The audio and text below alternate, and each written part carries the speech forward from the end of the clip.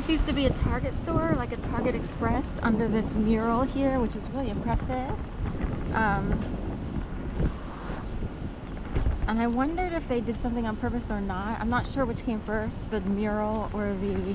I'm not sure if the light is part of the mural, but I think it's an interestingly placed light, so it made me wonder which came first. If the artist thought that that would be there. But anyway, in a way, Target, you could see it through a certain lens, but the Target wound up closing. I forgot who else closed. There were a couple Targets that closed, or maybe this was the only one. We have Starbucks and Targets that closed up, even like they opened during or after the oh, this one was before the pandemic, so and you know, anyway, that's one of the ones they closed. Right. Be extra careful here. It's slippery on this sidewalk here.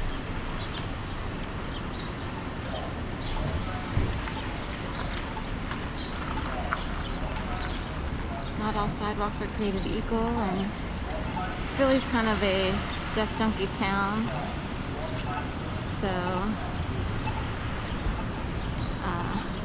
I don't want to slip and fall on hard cement. Philly's kind of like that, you know.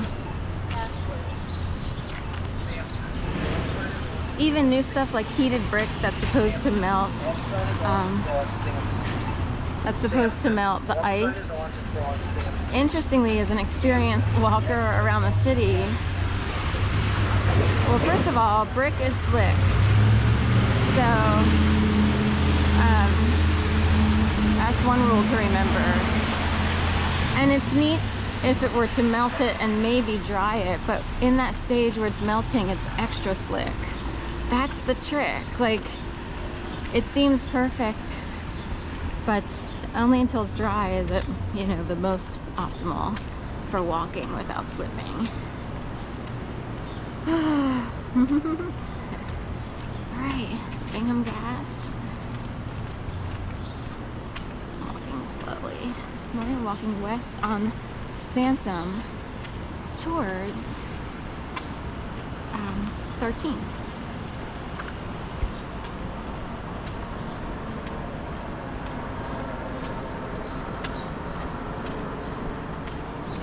Right, and also I forgot, there were the two couples, the lawmakers who were shot, two separate married couples, Hortmans and Hoffmans, in Minnesota.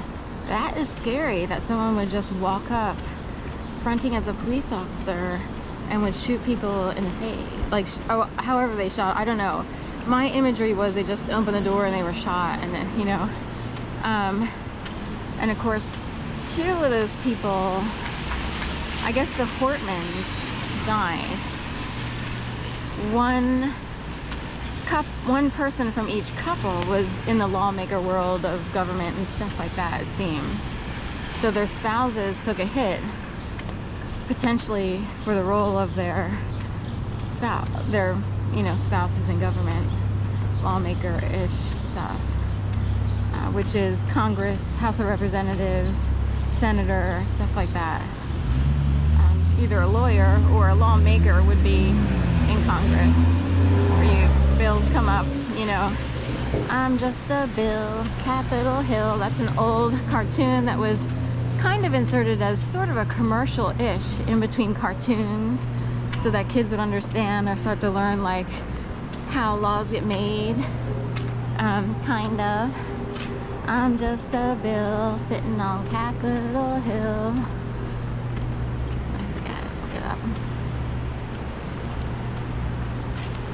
Oh, we have big stanchions or barricades at time. Ooh, is that a signal? Is that a signal for us?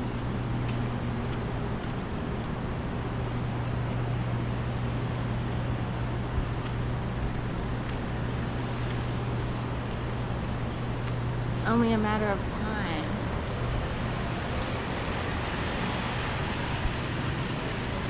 Time bar. So is that a signal in Philly, only Philly style? to, or is it timed? Time. Have they been here before?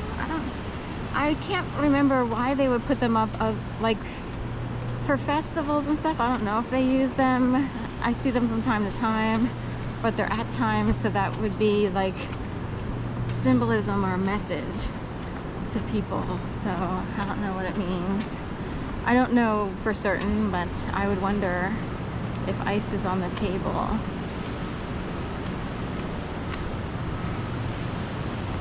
It's on the chopping block. So someone else thinks ICE immigration protests are on the chopping block. I don't know what that means. I'm kind of curious why I would get that idea. Why would it be on the chopping block? Everybody's all in the protest mode.